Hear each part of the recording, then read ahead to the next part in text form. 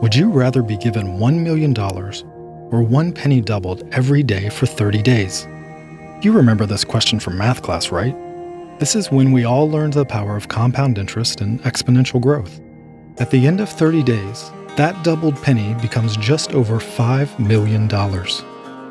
Turns out, the same concept applies to missions.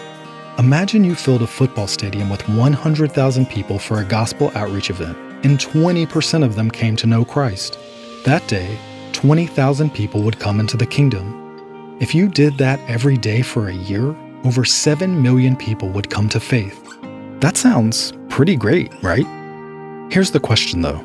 If you kept that pace of 7 million people each year, how long would it take to reach the world's population of 8 billion people? Over 1,000 years. 1,095 to be exact. A 100,000 person outreach event every day for 1,000 years? From a pure numbers standpoint, mass evangelism will not reach the world for Christ in our lifetime.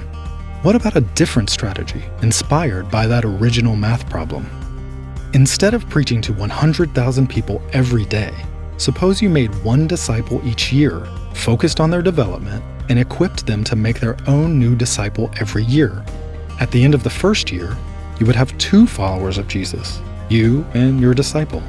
At the end of the second year, you would have 4, 8 the third year, 16 the fourth, and so on, 32, 64, 128.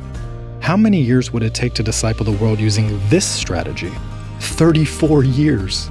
Do the math. Something profound happens when we take a multiplication mindset. In the Great Commission, Jesus tells us to go and make disciples of all nations, baptizing them in the name of the Father and of the Son and of the Holy Spirit. He continues by instructing us to teach those disciples to obey everything he commanded us. What was his final command? Go and make disciples. So our role is to make disciples that obey the command to make disciples that obey the command to make disciples. We're to go to all nations and make disciple-making disciples. That's multiplication. Reach the few in order to reach the many.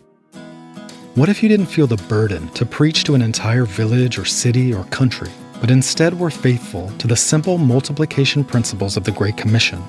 The entire world could be discipled in our generation if we started with just one. What about you?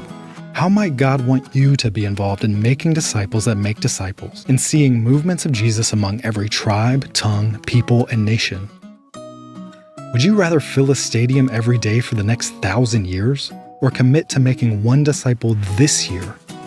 Let's do this together until all have heard, starting with discipling one. So, who's your one?